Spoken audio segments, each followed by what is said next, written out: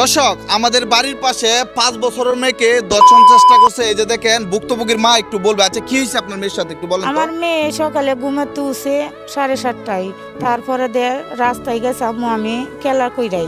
পরে আমি কই আচ্ছা, আমি আপিয়ার সাথে খেলা কইরাই।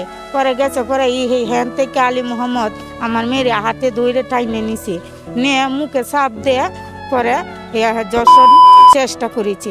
আচ্ছা, আমি বিচার চাই আপনার কাছে, আমি বিচার চাই, এর উপযুক্ত শাস্তি চাই।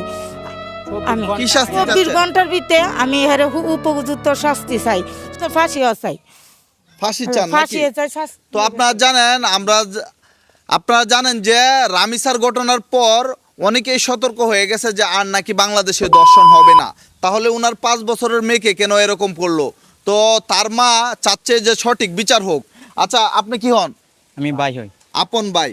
আচ্ছা, এরকম একটা ঘটনা ঘটলো, এই লোকের কি আগে এলাকার মধ্যে এরকম কোনো রেকর্ড আছে?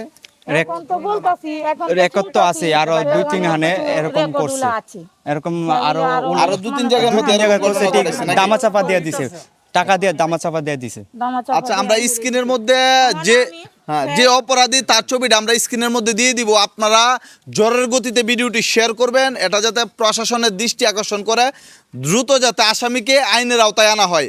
আপনারা জানেন যে এখানে অসংখ্য মানুষ দাঁড়িয়ে আছে, গতকালও সংবাদ সম্মেলন করছে। তো এইসব মানুষ যদি বিচার না পায়, এরকম বাংলাদেশে অহরহ ঘটনা ঘটে যারা মিডিয়ারা আসে না, এরপরে প্রকৃতপক্ষে যারা অপরাধী তারা অপরাধ করে পার পেয়ে যায়।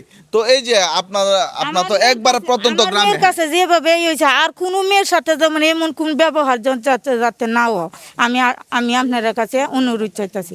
আচ্ছা, আপনারা কি চাচ্ছেন, কি বিচার চাচ্ছেন একটু বলেন তো। আমরা বিচার চাই, হাসি চাই। সবাই ফাঁসি চাইতেছে? হ্যাঁ, ফাঁসি চাই। হাসি চাই। আচ্ছা, এই যে আপনারা জানেন যে, তো আর আমরা কথা বাড়াবো না। এই যে যারা অপরাধটা করছে যে ব্যক্তি, এই ব্যক্তি কিন্তু এখন বর্তমানে পলাতক আছে। আচ্ছা, ওনাকে তো আপনার প্রথমে ধরছেন হাতে নাতে, হ্যাঁ, তারপর ধরছেন, ওনাকে হ্যাঁ। ছেড়ে দিলেন কেন? এরা জনগণেরা হচ্ছে মেডিকেলে যাইবে, মেডিকেল চিকিৎসা করবে, তারে সহযোগিতা করছে, তারে পলানা সুযোগ করে দিছে, পালানোর সুযোগ করে দিছে। সুযোগ করে দিছে।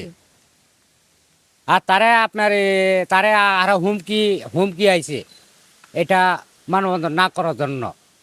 আচ্ছা, মানে অপরাধও করছে, আবার অপরাধীর পক্ষ থেকে হুমকি আসতেছে একের পর এক। হ্যাঁ, তো আপনারা তো সবকিছু শুনতেই পারছেন। আমরা সবশেষে একটা কথা বলতে চাই, বাংলাদেশে যাতে আর একটা ঘটনা এরকম না ঘটে।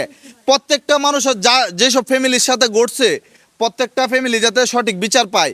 এই ভিডিওটি জ্বরের গতিতে শেয়ার করে দিবেন। আর এই যে আমরা এই ভিডিওটি তৈরি করতে কিশোরগঞ্জ জেলা বাজিতপুর উপজেলা শেখদি গ্রামে চলে আসছি। তো নাম কি, অপরাধীর নাম কি? অপরাধের নাম আলী মোহাম্মদ। আলী মোহাম্মদ। হ্যাঁ, আর আলী মোহাম্মদ। আপনার স্বামীর নাম কি? আমার স্বামীর নাম মোহাম্মদ আরিস মে। মোহাম্মদ আরিফ মিয়া। আপনার মেয়ের নাম? আমার মেয়ের নাম হলো আলফামণি। আলফামুনি না? জি।